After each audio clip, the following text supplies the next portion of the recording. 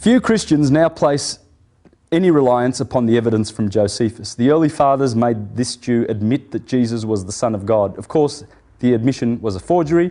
De Quincey states, the passage is known to be a forgery by all men, not lunatics. Of one other supposed reference in Josephus, Canon Farrar says, this passage was early tampered with by the Christians.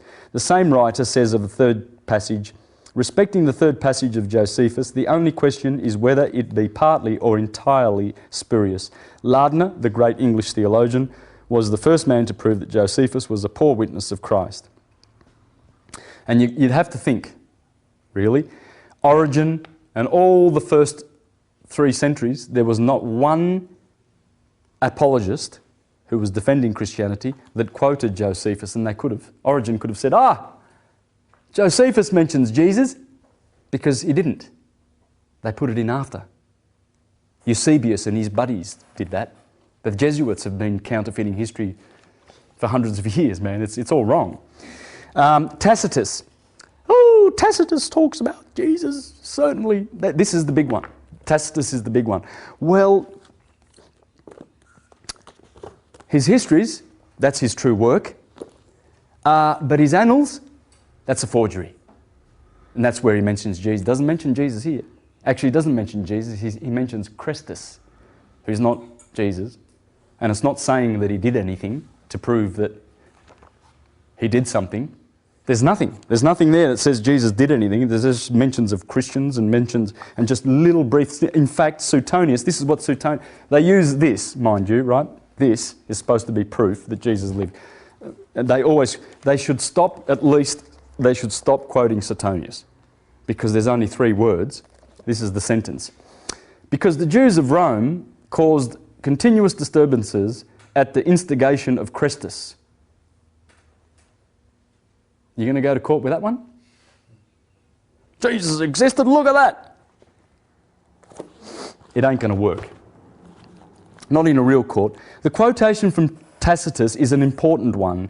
The part of the passage which concerns us is something like this. They have their denomination from Christus, put to death by a criminal, as a criminal by Pontius Pilate during the reign of Tiberius. I wish to say in the first place that this passage is not in the history of Tacitus, known to the ancients, but in his annals, which is not quoted by an ancient writer. The annals of Tacitus were not known to be in existence until the year 1468.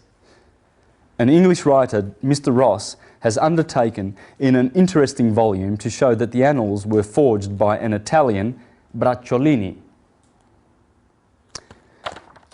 I've got to leave it at that because I've got to tidy up with what I promised I would, and that is... Now, please, there's Dupuy, 200 years ago, exposed the solar story.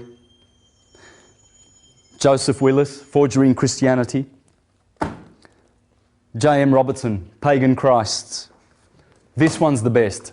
I wrote to this guy, and he lives somewhere in the UK. The Pagan Christ. This one is the best. You read this, poetically dismantles the whole story, like I've tried to achieve to do.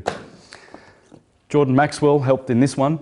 The church, the book your church doesn't want you to read. This is brilliant. The Dark Side of Christian History by Helen Elebra. Brilliant book. Michael Tassarian. Astrotheology. D.M. Murdoch. Christ in Egypt. Yes, Christ was in Egypt. I've proven it. Oh yeah. This one, Kersey Graves, remember, in the 1850s? This guy has actually revealed that the Flavians, the Piso family, the most powerful family in history, is behind the whole lot of it. They made themselves Christ. They did. Vespasian did it, the father of Titus. He was the one that Tacitus says went around performing miracles and calling himself a god. And these guys are excellent too. Timothy Freak and Peter Gandy. And they've got a series of books, exquisite, showing the truth behind all these Gospels and myths and legends. Now, do we remember that image I showed you of Augustus with the crown of thorns? And churchgoers will say, oh, look, we live in the year 2011. That's from when Jesus was on the earth. Well, these are some writings that have been discovered about the calendar that started around about that time with Augustus. The providence which rules over all has filled this man. Now a churchgoer will think, oh, that's got to be talking about Jesus. But it's Augustus. With such gifts for the salvation of the world as designate him as Saviour for us and for the coming generations. Of wars he will make an end and establish all things worthily. That is talking about Caesar Augustus, the man with the crown of thorns, the original, the one and only, and his uncle, adoptive uncle, Julius Caesar. Julius means the son, Caesar means Christ. Kaiser, Tsar, Caesar, Christ. And that's what the pharaohs were Christ. They were all Christ. Horus was Christ. It's the everlasting story. By his appearing are the hopes of our forefathers fulfilled. Not only has he surpassed the good deeds of earlier time, but it is impossible that one greater than he can ever appear. Here's another one. The birthday of God has brought into the world glad tidings that abound upon him. Epitaphs, that's what they are, man. And what we've done is the forgerers of history have gone and sort of plucked these things and attributed them to a certain saviour that they need for subjugating and blinding the masses.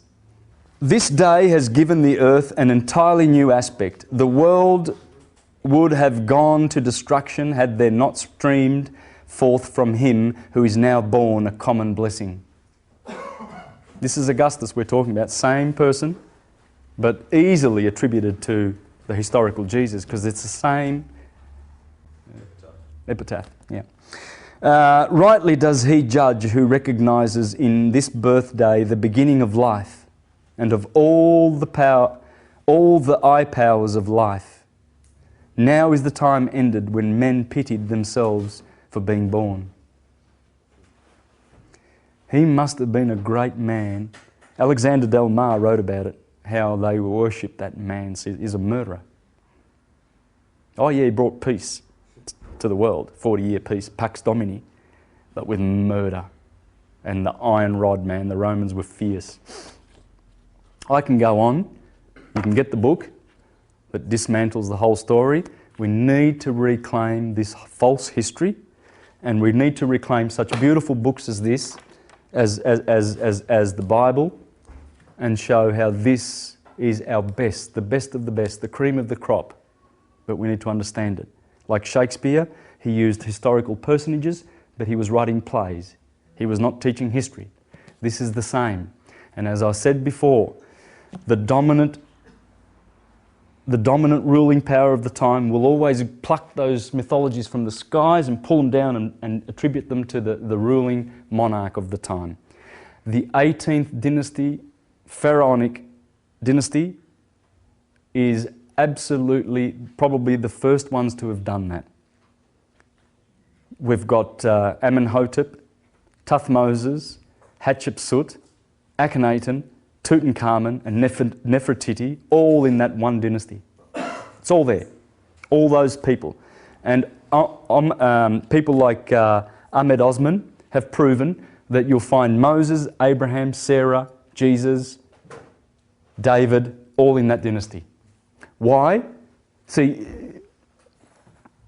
you have to understand that whilst these people are not historical, they are still being pinned onto certain historical personages because that's what you do.